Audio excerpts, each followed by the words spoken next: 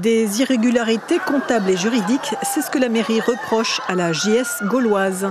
120 000 € de subventions ont été votés au mois de mars dernier par la municipalité, mais un solde de 50 000 € n'a pas encore été versé au club et ne le sera probablement jamais. La raison, il manque des pièces comptables justificatives.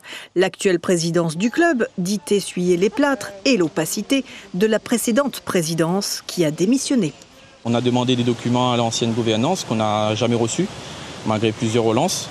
Donc on ne peut même pas justifier qu'est-ce que ça a été fait ces dépenses-là. Donc il s'avère que le rapport d'audit et la mairie lui considère que c'est alarmant. On n'a pas reçu, nous, ce rapport, donc on ne connaît pas les conclusions finales de ce rapport. Après, de ce qui était remonté, apparemment, c'était une gestion assez...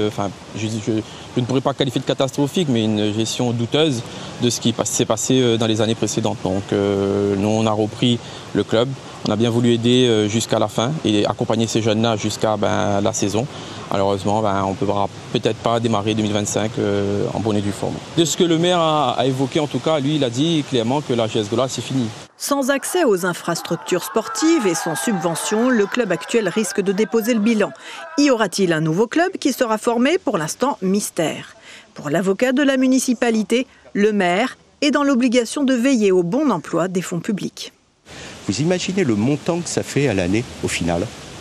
Tout ça au bénéfice d'une association qui n'est même pas capable de conserver des factures, qui n'est même pas capable de nous justifier des soi-disant primes ou indemnités versées à des joueurs ou à des éducateurs.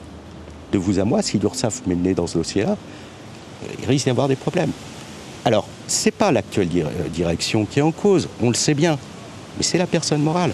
Si après ils ont des difficultés avec l'ancienne direction, c'est leur problème, ce n'est pas le problème de la mairie.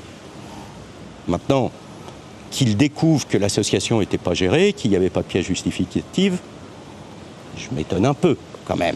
Il y a 350 enfants qui s'entraînent avec la JS gauloise. Ils doivent reprendre les entraînements en février. Leurs parents contactés par téléphone envisagent à leur tour de porter plainte si leur marmaille reste sur le carreau.